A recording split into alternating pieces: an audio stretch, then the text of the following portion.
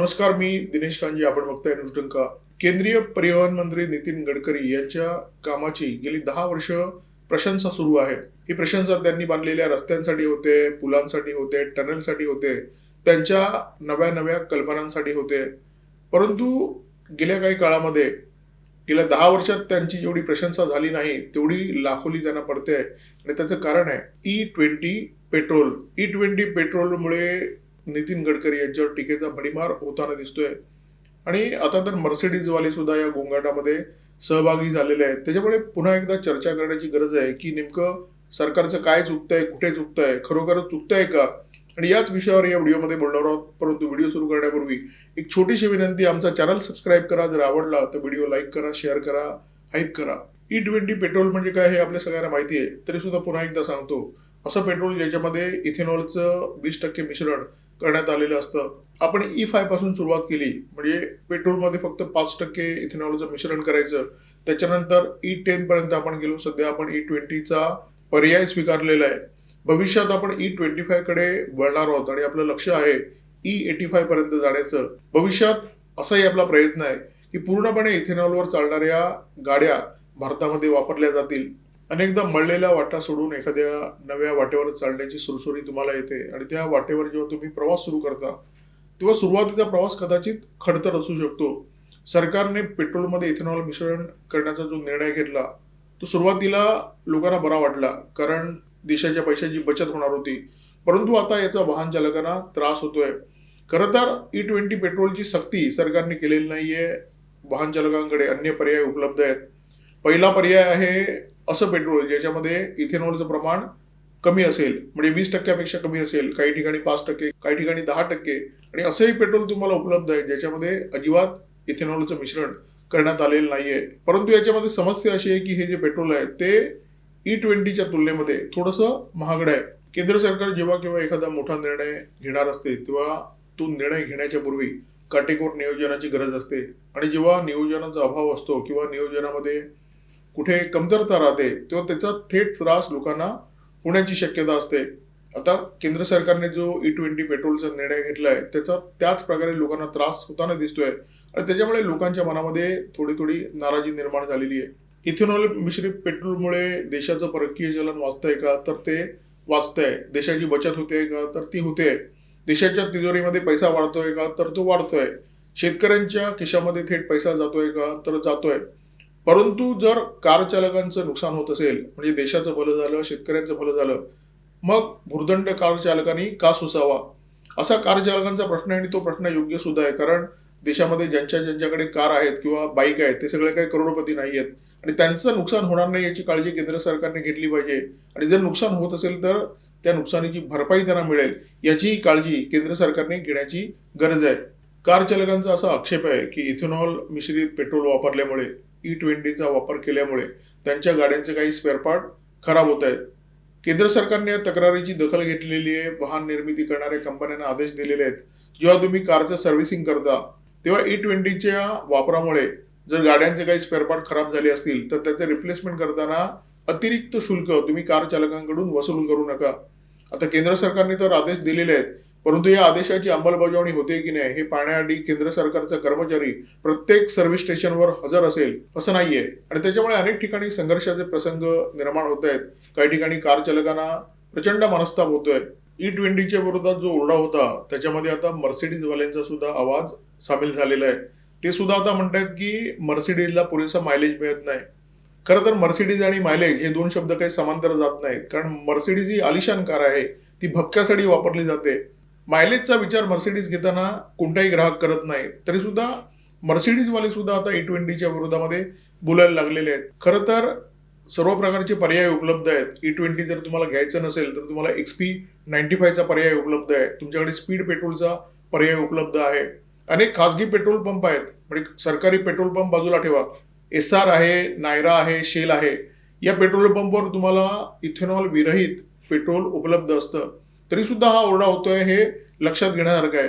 देशातली जी मंडळी luxury car वापरतात, ज्याच्यामध्ये मर्सिडीज, BMW सोबत Porsche, Ferrari, Jaguar, range rover वगैरे वगैरे आहेत, तर या कार वापरणारे जे लोक आहेत ते कदाचित मायलेजचा विचार करणार नाहीत, परंतु ही मंडळी एक विचार मात्र निश्चितपणे करतात की हे पेट्रोल वापरल्यानंतर माझ्या गाडीला काही नुकसान होणार आहे का? तर E20च्या बाबतीत ही मंडळी निश्चितपणे हा विचार करू शकतील, परंतु त्यांच्यासाठी XP100चा पर्याय दिलेला आहे. म्हणजे असं पेट्रोल जे थोडंसं महागडं असतं, परंतु जे वापरल्यानंतर तुमच्या गाडीच्या इंजिनाला अजिबात कोणताही त्रास होणार नाहीये. आता ही मर्सिडीजची चर्चा बाजारामध्ये कशी आली ते लक्षात घ्या. सौरभ जोशी नावाचे एक ब्लॉगर आहेत, ते सोशल मीडियावर आपल्या पोस्ट शेअर करत असतात. त्यांनी मर्सिडीज बाबत एक पोस्ट शेअर केली, म्हणजे एक व्हिडिओ शेअर केला, ज्याच्यामध्ये ते असं म्हणतात की E20चा वापर केल्यानंतर माझ्या मर्सिडीजचा जो ॲव्हरेज आहे तो निम्म्यावर आला. आणि त्याच्यावर अनेक लोकांनी कॉमेंट केल्या. हा व्हिडिओ प्रचंड व्हायरल झाला. काही कॉमेंट सकारात्मक होत्या, काही कॉमेंट नकारात्मक होत्या. काही लोकांनी या सौरभ जोशीला असा प्रश्न विचारला की जे लोक मर्सिडीज घेतात ते मायलेजचा विचार कधीपासून करायला लागले. आता कोणी काय विचार करावा, कोणी काय विचार करू नये, हा ज्याचा त्याचा प्रश्न आहे. परंतु एक गोष्ट निश्चित, मर्सिडीजवाले E20च्या विरोधात बोलायला लागलेले आहेत आणि त्याच्यामुळे हा जो विषय आहे तो आता सर्वव्यापी झालेला आहे. देशातले वाहन निर्मिती करणाऱ्या कंपन्यांनी 2023 नंतर जी वाहनं किंवा जी मॉडेल बाजारामध्ये आणली, ती सगळीच्या सगळी जी मॉडेल आहेत ती E20 अनुकूल आहेत. म्हणजे त्याच्यामध्ये जर तुम्ही E20 हे पेट्रोल वापरलं तर त्या वाहनांमध्ये कोणताही प्रॉब्लेम होत नाही, कोणतीही समस्या निर्माण होत नाही. परंतु या देशामध्ये जी नोंदणीकृत वाहन आहेत त्यांची एकूण संख्या साधारण 35 कोटी आहे आणि 2023च्या आधीची जी वाहन आहेत त्याचा जो आकडा आहे तो 27 कोटी इतका आहे. म्हणजे खूप मोठा आकडा आहे. म्हणजे 2023 पूर्वीचं गाड्यांचं जे मॉडेल आहे किंवा गाड्यांची जी इंजिन आहेत ती E20 अनुकूल नाही आहेत आणि अशा वाहनांची संख्या खूप मोठी आहे. अशा वाहनांमध्ये काही समस्या निर्माण झालेल्या आहेत. म्हणजे या वाहनांचे जे प्लास्टिकचे आणि रबरचे पार्ट आहेत ते खराब होत आहेत. इंजिन स्टार्ट करताना झटका बसतो, इंजिनाचा आवाज येतो, मायलेज कमी होतं. अशा अनेक तक्रारी ही कार चालक मंडळी सरकारकडे वारंवार तक्रारी करतायत आणि त्यांचं असं म्हणणं आहे की केंद्र सरकारच्या धोरणामुळे आमचं व्यक्तिगत नुकसान होत आहे, आमच्या कारचं नुकसान होत आहे, आम्हाला आर्थिक भुर्दंड सोसावा लागतोय. सौरभ जोशीचा हा व्हिडिओ व्हायरल झाल्यानंतर मर्सिडीज कंपनीने एक खुलासा केलेला आहे. त्यांनी असं म्हटलंय की आमची मर्सिडीज बेन्झ पेट्रोल BSVI हे जे आमचं मॉडेल आहे त्या मॉडेलमध्ये E20 वापरल्यामुळे कोणत्याही प्रकारे नुकसान होत नाही, कोणत्याही प्रकारे त्रास होत नाही. ही सगळी मॉडेल E20 अनुकूल आहेत. म्हणजे या गाड्यांमध्ये तुम्ही E20 वापरता तेव्हा तुम्हाला कोणत्याही प्रकारे त्रास होत नाही. आता मर्सिडीजने खुलासा करताना कोणाचंही नाव घेतलेलं नाहीये, परंतु तो व्हिडिओ व्हायरल झाल्यानंतर मर्सिडीजचा हा खुलासा आलेला आहे. हा खुलासा अत्यंत स्पष्टपणे सांगून जातो की मर्सिडीजमध्ये E20 पेट्रोल वापरता येऊ शकतं. आता इतकं सगळं गदारोळ निर्माण झाल्यानंतर जे नितीन गडकरी, ज्यांच्या वाट्याला गेली 10 वर्ष फक्त आणि फक्त प्रसिद्धी येते, कौतुक येते, प्रशंसा येते, तर त्यांना ही टीका अत्यंत बोचरी वाटते. त्यांनी वाहन निर्मिती करणाऱ्या सगळ्या कंपन्यांना आदेश दिले की E20 मुळे जर रबर वॉशर खराब होत असेल, पाईप खराब होत असेल, तर त्याचं रिप्लेसमेंट देताना या वाहन निर्मिती करणाऱ्या कंपन्यांनी ग्राहकांकडून कोणतेही अतिरिक्त शुल्क वसूल करू नये. गडकरींना ही टीका इतकी जबरदस्त जमलेली आहे की E20 नंतर जे पुढचं पाऊल होतं E25, तर हे E25 पेट्रोल बाजारामध्ये एवढ्यात येणार नाहीये असं त्यांना जाहीर करावं लागलं. म्हणजे सरकारने हा निर्णय घेतला होता, परंतु हा निर्णय आता त्यांना लांबणीवर टाकावा लागणार आहे.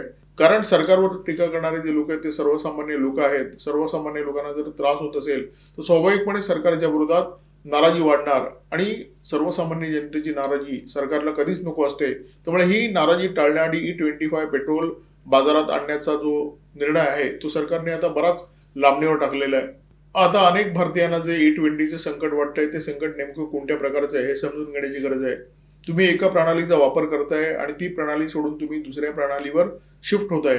हा जो स्थित्यंतराचा जो काळ असतो तो कायम खडतर असतो, कायम त्रासदायक असतो आणि भारत सध्या त्याच कालखंडातून जाताना दिसतोय आणि त्याच्यामुळे E20च्या विरोधात प्रचंड ओरडा होतोय. आता E20 पेट्रोल वापरणारा भारत हा जगातला एकमेव देश नाहीये. जगात अनेक देश E20चा वापर करतात. ब्राझील हा भारतासारखा विशाल देश आहे. ब्राझीलमध्ये E20चा वापर होतो. थायलंडमध्ये होतो, फिलिपाईन्समध्ये होतो, पॅराग्वेमध्ये होतो, झिम्बाब्वेमध्ये होतो आणि अमेरिकेत सुद्धा होतो. म्हणजे अमेरिका ही तर महासत्ता आहे, जगातला सगळ्यात मोठा तेल उत्पादक देश, सगळ्यात मोठा तेल निर्यातक देश.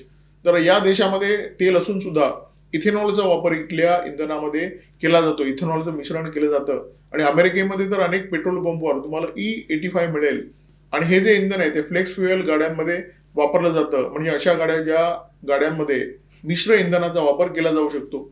इथेनॉलचे फायदे बरेच आहेत. इथेनॉलमुळे आपले पैसे वाचतात. इथेनॉलमुळे कार्बन डायऑक्साईडचं उत्सर्जन जे वाहनांमधून होत असतं त्याचं प्रमाण बरंच कमी होतं.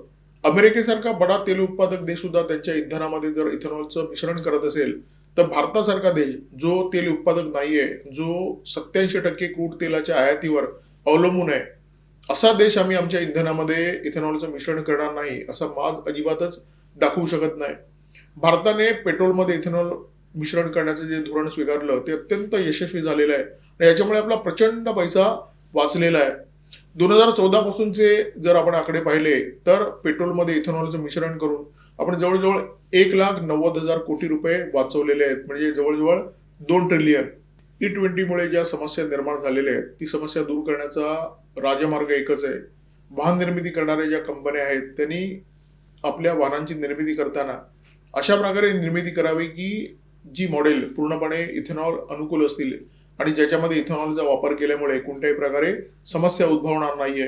इथेनॉल मिश्रित पेट्रोलवर जे अनेक आक्षेप घेतले जातात त्यातले काही आक्षेप मात्र बरोबर आहेत. इथेनॉल मिश्रित पेट्रोलचा खप वाढला तर इथेनॉलची मागणी वाढणार आणि इथेनॉलची मागणी पूर्ण करण्यासाठी तुम्हाला ऊसाचं पीक मोठ्या प्रमाणामध्ये घेण्याची गरज निर्माण होणार. 1 लिटर इथेनॉलची जर तुम्हाला निर्मिती करायची असेल तर त्याच्यासाठी जो ऊस लागतो त्या ऊसाला साधारण 3,500 लिटर पाणी लागतं. हे जे प्रमाण आहे ते खूप मोठं आहे. तर त्यामुळे झालंय काय, अनेक ठिकाणी उत्तर प्रदेशमध्ये अशी परिस्थिती निर्माण झालेली आहे की शेतकरी मोठ्या प्रमाणात ऊसाचं पीक घेतात, या ऊसाला पाणी देण्यासाठी बोर मारतात आणि त्याच्यामुळे भूजलाची जी पातळी आहे ती सारखी खाली खाली जाते आणि याच्यावर केंद्र सरकारचं लक्ष गेलं. केंद्र सरकारने काही पर्याय शेतकऱ्यांना सुचवले, त्या पर्यायांवर काम सुरू झालेलं आहे. म्हणजे पूर्वी इथेनॉलच्या निर्मितीसाठी मोठ्या प्रमाणामध्ये ऊसाचं पीक घेतलं जायचं, आता या पिकाची जागा घेतली आहे मक्याने आणि अन्य धान्याने. जर 1 लिटर इथेनॉल निर्माण करण्यासाठी तुम्हाला जो ऊस लागतो त्याला 3,500 लिटर पाणी द्यावं लागतं, तर मक्यापासून जे इथेनॉल निर्माण होतं तेवढा मका निर्माण करण्यासाठी तुम्हाला 500 ते 700 लिटर पाणी खर्च करावं लागतं, म्हणजे ऊसाच्या तुलनेमध्ये 20%. ऊसा व्यतिरिक्त जी इथेनॉल निर्मिती होते त्याचं प्रमाण आता जवळजवळ 67% इतकं आहे आणि या 67% मक्याचं प्रमाण सर्वाधिक आहे, म्हणजे साधारण 48 ते 50%. 67% पैकी निम्म प्रमाण जवळजवळ मक्याचं आहे.